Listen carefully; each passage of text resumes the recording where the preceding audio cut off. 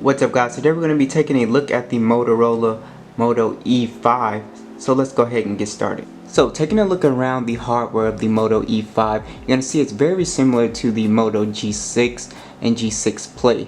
So you do have a plastic back with a textured back, which feels really nice. You have the Motorola logo, and they still kept that nice looking premium camera design. On the side, you do have a really nice textured volume button, sleep wake button, which is really nice to feel.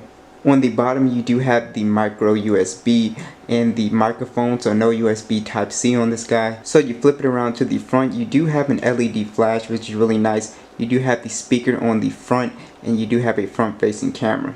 So running down the specs of the Moto E5 Play, it is a 5.2-inch HD display. You do have splash-proof protection, which is pretty awesome. So you do have a 2,800 milliamp battery. This is a 1.4 GHz quad-core processor, 16 GB version. This one is 2 GB of RAM, and you have a 8 megapixel main camera and a 5 megapixel front-facing camera, both with LED flashes, which are pretty awesome. So the Moto E5 does run a bare bones stock version of Android. It's running Android 8.0 right out of the box. So everything is very smooth. There's no bloatware on this phone.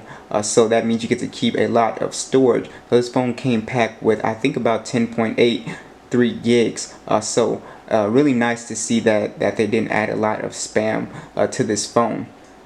So let's go ahead and take a look at the software. So one of the first things you'll notice is Motorola's wake feature they have on this guy. So when you're away from the phone and you pick it up, it automatically shows you the time and date and battery percentage, which is really nice.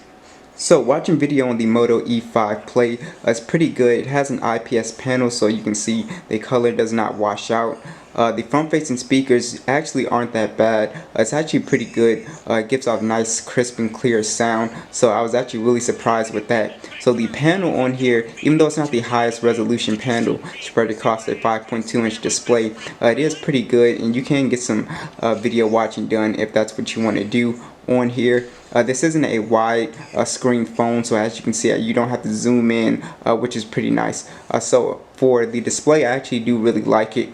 For a phone under $100, this is actually really great. So listening to music on this device is pretty great also. Unfortunately, this phone does not have Dolby audio, which is kind of a bummer. What Dolby audio does is it equalizes the sounds. It's on the Moto G6 Play, but I found that just plugging your headphones in and listening to it, the audio experience was pretty good. It didn't sound like a cheap device with a bad chip in it. So I was actually really curious on how this phone would handle gaming, and it handles gaming pretty well. I was able to play the latest games on this phone with no problem.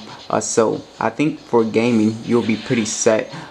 I was a little curious with the 2 GB of RAM, but as you can see, it handles this game, Dragon Ball Z, on the high settings with this. So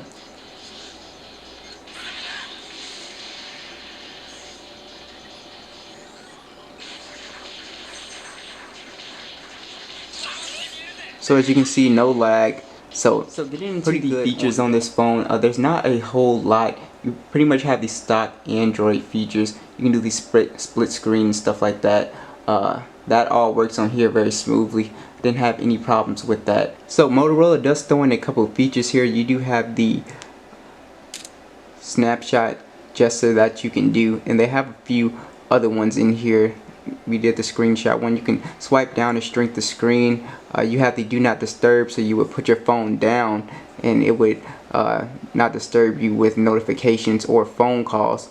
And for the Moto display, I saw something really cool in here, night display. So it'll go ahead and you can set the time for when you want your phone to go in night mode. As you can see, the color got warmer. You can go ahead and set that. So I thought that was pretty cool, but they didn't add a whole bunch features. The Moto key is gone. That was on the Moto G Play, which allowed you to get into apps using the fingerprint scanner, but this does not have one. So it's time to talk about the camera with this phone.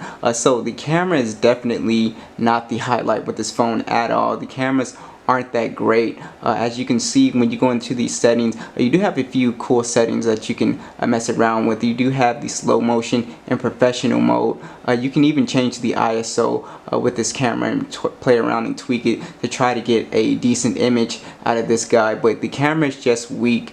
It doesn't give off great detail with the photos. The color isn't all that great, so it's just a decent camera. If you get it in some decent lighting, it can take a decent photo, but for the camera it's just okay. It's not anything to really note. So overall, this is the best phone for under $100, especially if you get it on a prepaid. I don't believe they're selling these unlocked just yet, but hands down, it's got excellent battery life since it's not pushing a such high resolution display, and it's just an excellent device. It's fast, and only thing it's really missing is the fingerprint scanner, which I can see why they didn't put it in there because of the cost, but otherwise I have no complaints with this phone. It's pretty much a great device. So thanks for watching this video, guys, and I will see you guys in the next one.